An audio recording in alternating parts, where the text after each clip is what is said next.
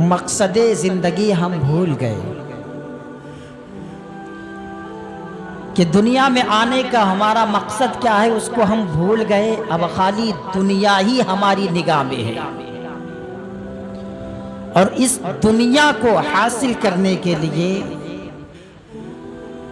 انسان ایسا گھنونا اور گھٹیا کام بھی کر لیتا ہے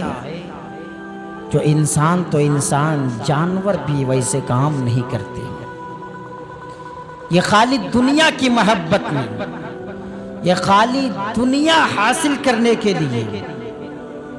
اور اس دنیا کی حقیقت کیا ہے؟ میرے آقا سرکاری دو عالم صلی اللہ تعالی علیہ وسلم ارشاد فرماتی ہے، دنیا مردار ہے اور اس کے طلبگار کتے ہیں. الدنیا جیفت و طالبها کلاب. یہ دنیا مردار ہے اور اس کے طلبگار، اس کو جو حاصل کرنے والے ہیں وہ کتے ہیں. ایک مقام پہ میرے آقا سرکاری دو عالم صلی اللہ تعالی علیہ وسلم ارشاد فرماتے ہیں، میرے آقا تشریف لے جا رہے ہیں، صحابہ کرام بھی ساتھ میں ہیں.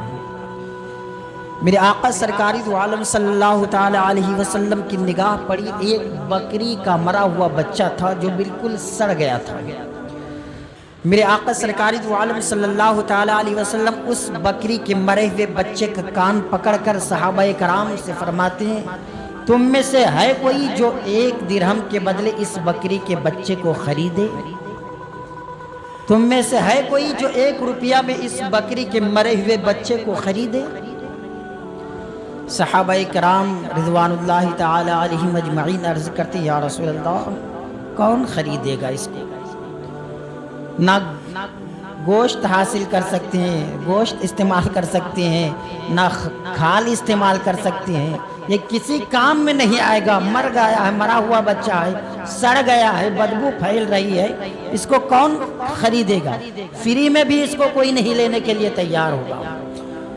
میرے آقا سرکاری دو عالم صلی اللہ تعالی علیہ وسلم ارشاد فرماتے ہیں، دنیا اس سے بھی بدتر ہے. دنیا اس بکری کے مرے ہوئے بچے سے بھی بدتر ہے. اور انسان اس دنیا کو حاصل کرنے کے لیے کس قدر گھنونا اور گھٹیا کام کر لیتا ہے. مقام پہ میرے آقا سرکاری دو عالم صلی اللہ تعالی علیہ وسلم ارشاد فرماتی ہیں، یہ دنیا اگر اللہ کے نزدیک مچھر کے پر کے برابر بھی اگر قدر و قیمت ہوتی دنیا کی قدر و قیمت، دنیا کی اہمیت، دنیا کی عظمت اللہ کے نزدیک اگر مچھر کے پر کے برابر بھی اگر قدر و قیمت ہوتی تو اللہ تبارک و تعالی کسی بھی کافر کو 1 گھونٹ پانی نہ پلاتا. کہ کافروں کی کوئی اہمیت نہیں اللہ کی بارگاہ میں، کافروں کی کوئی قدر و منزلت نہیں اللہ کی بارگاہ میں. تو دنیا کی اگر کوئی قدر و قیمت ہوتی اللہ کی بارگاہ میں تو کسی بھی کافر کو اللہ تبارک و تعالی 1 گھونٹ بھی پانی نہ دیتا. اب اسی دنیا میں متقی پرہیزگار بھی ہیں، اسی دنیا میں گناہگار بھی ہیں، اسی دنیا میں سیاہکار خطاکار بھی ہیں، اسی دنیا میں اولیاء اللہ، اسی دنیا میں شہداء، انبیاء، صالحین، متقی پرہیزگار، چور، ڈاکو، زانی، سب اسی دنیا میں. تو پھر یہ دنیا میں رہتے ہیں تو کچھ تو فرق ہے گناہگاروں میں اور نیکوکاروں میں. ہاں فرق ہے،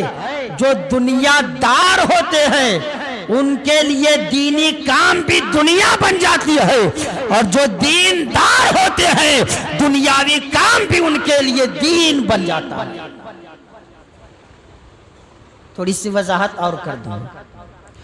دنیا دار جو ہو جاتا ہے تو دنیا دار شخص کا ہر دینی کام بھی دنیا بن جاتی ہے. اگر کوئی دنیا دار ہے، صرف مال و دولت کی ہوس ہے، خالی دنیا حاصل کرنا چاہتا ہے، کسی اور کی پرواہ نہیں، कितने बच्चे बिलकेंगे, कितने बच्चों की आंख से आंसू के कतरे टपकेंगे, उन्हें परवाह नहीं, उन्हें मालो दौलत चाहिए। बाप तरस रहा है, उन्हें फिक्र नहीं, उन्हें अपनी प्रॉपर्टी की फिक्र है। गरीब उनके इलाके में भीख मांग मांग के खा रहे हैं, उन्हें कोई परवाह नहीं, उन्हें अपनी दौलत की फिक्र है। बाल बच्चे तरस रहे हैं, उन्हें कोई फिक्र नहीं, उन्हें फिक्र है तो बैंक बैलेंस की फिक्र है। बूढ़ी माँ दर दर की ठोकरें खा रही, सिसकियां ले लेकर के फरियाद कर रही है, उन्हें कोई फिक्र नहीं, उन्हें अपने बैंक बैलेंस की फिक्र है। कितने उनके घरेलू हालात को देख करके, उनके बच्चों के लिबास को देख करके, उनकी गाड़ी को देख करके, उनकी शाहाना जिंदगी के तेवर को देख करके न जाने कितने गरीबों की आंखें अश्कबार होती है, मगर उन्हें कोई फिक्र नहीं। उन्हें फिक्र है तो अपनी फिक्र है, उन्हें फिक्र है तो अपनी प्रॉपर्टी की फिक्र है। तो ऐसा शख्स नमाज भी पढ़ता है तो दिखलावे के लिए, इबादत भी करता है तो दिखलावे के लिए, जुमा में भी आता है तो इसलिए ताकि उन्हें कोई ये ना कहे कि जुमा भी नहीं पढ़ता है। अगर किसी को सदका खैरात भी देता है तो दिखलाने के लिए, ताकि मैं इतना खैरात कर रहा हूँ, इतने गरीबों को खाना खिला रहा हूँ, इतने बेवाओं की मदद मैं कर रहा हूँ। तो दुनियादार जो हो जाता है तो उसका दीनी काम भी दुनिया बन जाती है, और जो दीनदार होता है वो डरता है, हर लम्हा कांपता है। वो किसी गरीब को खाना खिलाता है, किसी भूखे को खाना खिलाता है, किसी नंगे को कपड़ा देता है तो दिल में खौफ होता है कि कहीं ये मेरा काम दिखलावे के लिए तो नहीं हो रहा है, कहीं ये मेरा काम शोहरत के लिए तो नहीं हो रहा है, मैं ये काम सिद्क़े दिल से कर रहा हूँ, लेकिन कहीं ये मेरा काम शोहरत और दिखलावे के लिए तो नहीं हो रहा है। वो शाहाना लिबास भी पहनता है तो डर डर के कांपते हुए पहनता है, कहीं मेरे लिबास को देख करके किसी गरीब की आंख तो आश्कबार तो नहीं हो जाएगी, कोई गरीब, कोई यतीम, कोई मजबूर शख्स मेरे शाहाना लिबास को देख करके कहीं रोना तो ना शुरू कर दे। तो दो दुनिया दीनदार जो होते हैं उनका हर काम दीन बन जाता है। यही कहा गया है कि दुनियादार को सारे खुतबा आइम्मा मिल करके दीनदार नहीं बना सकते, और जो दीनदार हो जाते हैं, सच्चा मुत्तकी परहेजगार हो जाता है, तो सारे शयातीन मिल करके उस अल्लाह के नेक बंदे को दुनियादार नहीं बना सकता। फर्क है दुनियादार में और दीनदार में। हम जिस मजहब मुअज्जम के मानने वाले हैं, वो मेरा मजहब कितना अनोखा हमें पैगाम देता है, कितना प्यारा हमें पैगाम देता है कि तुम अपना भी ख्याल करो, दूसरों का भी ख्याल करो। मगर आज दुनिया की लालच में, दुनिया की हिर्स में, दुनिया की तमा में हम इस कदर उतर गए हैं, इस कदर मैदान में आ गए हैं, चाहे हम प्रॉपर्टी बढ़ाएं, कुछ भी हो जाए, कितने लोगों के माल मुझे हड़पने पड़े, मुझे कुछ नहीं देखना है, कितने लोगों के घर उजड़ जाए, मुझे कोई परवाह नहीं, कितने लोगों के कपड़े हमें छीनने पड़े, हमें कोई परवाह नहीं, कितने लोगों की इज्जतों का सौदा हमें करने पड़े, हमें कोई परवाह नहीं है। इस कदर हम अंधा बन चुके हैं, इस कदर हम गाफिल हो गए हैं। हमें फिक्र है तो खाली अपनी प्रॉपर्टी की कि कहीं से भी हमारे पास पैसे आना चाहिए, और बड़ी शान के साथ। अब तो आलम यह है यार, हम किसी मजदूर को बुलाते हैं,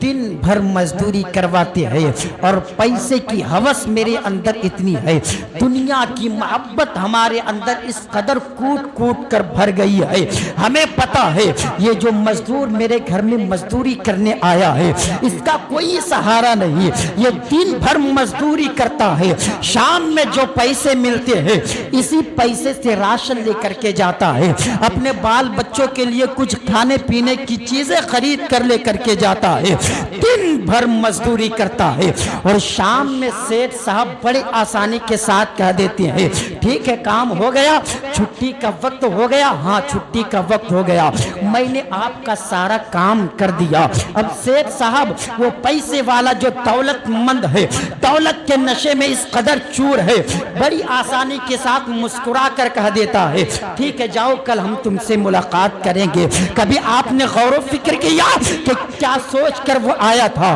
کس تمنا کو لے کر کے تیرے گھر مزدوری کرنے آیا تھا؟ کبھی آپ نے غور و فکر کیا اس کی بیوی کس انتظار میں ہوگی، اس کے بچے کس انتظار میں ہوں گے؟ کاش اس کے گھر والے اگر اسی پیسے کے انتظار میں ہوں گے کہ آج لے کر کے آئیں گے آٹا خرید کر لائیں گے، راشن نہیں ہے پیسے لے کر کے آئیں گے راشن بھروائیں گے، گھر میں کوئی چیز نہیں ہے وہ پیسے لے کر کے آئیں گے، گھر میں کھانے پینے کی چیزیں لے کر کے آئیں گے، اور آپ کو اللہ تعالیٰ نے دولت سے نوازا ہے، آج تم سیٹھ بن گئے ہو، آج مال و دولت تیرے پاس آ گئے ہیں تو بڑے آسانی کے ساتھ غریبوں کو ٹھکرا دیتے ہو، اور وہ غریب تیری بات کو مان لیتا ہے، اور ماننے کے سوا اس کے پاس دوسرا راستہ ہے تو بھی نہیں، اگر ڈٹ کر کے کھڑا ہو جائے، اگر وہ سینہ تان کر مانگنے کے لیے اکڑ جائے تو تم دوسرے دن نکال دیتے ہو کہ ٹھیک ہے یہ پیسے لو مگر کل سے نہیں آنا، میں تمہاری جگہ پہ دوسرے مزدور کو ڈھونڈ لوں گا۔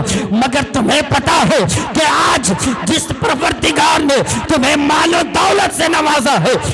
کل تمہاری زندگی کس انداز میں گزر رہی تھی؟ آج تم جو 100 روپے اور 60 روپے چاول کلو جو کھاتے ہو، اس چاول کے دانے کے لیے تم ترستے تھے، تیرے پیر میں اچھی چپلیں نہیں تھی، جا کر کے پوچھ اپنے باپ داداؤں سے، آج تم بمبئی آ گئے ہو، آج تم اپنے ملک سے نکل کر، آج تم اپنے شہر سے نکل کر دوسرے شہر میں آ گئے ہو، آج تیرے پاس 4 ویلر ہے، آج تیرے پاس گاڑی ہے، آج تیرے پاس بنگلے ہے، آج تیرے پاس بہترین روم ہے، تو دولت کا نشہ اس قدر تیرے اوپر آ گیا ہے کہ تم غریبوں کی مجبوری کو ٹھکرا دیتے ہو، غریبوں کی اہمیت کو تم نہیں سمجھتے، مگر کل بھی یہ وقت تیرے ساتھ تھے، تم چپل کے لیے ترستے تھے، اچھے کپڑے کے لیے ترستے تھے، سوکھا چاول کھا کر کے زندگی گزار رہے تھے، پوچھو اپنے باپ داداؤں سے، وہ تیرے لیے نہ جانے کتنی مصیبتوں کو جھیلے ہیں، تب جا کر کے تیرے پاس مال و دولت آئی ہے۔ آج تو اپنے گزرے ہوئے اوقات کو بھول گئے، اپنے گزرے ہوئے وقت کو بھول گئے، آج تم اگر غریبوں کی پرواہ کر لیتے، آج تم اگر فقیروں کی زندگی کی اہمیت کو سمجھ لیتے، تو آج جیسے ہی تیرے گھر میں مزدوری کرنے کے لیے آتا ہے، مزدوری مکمل کرنے سے پہلے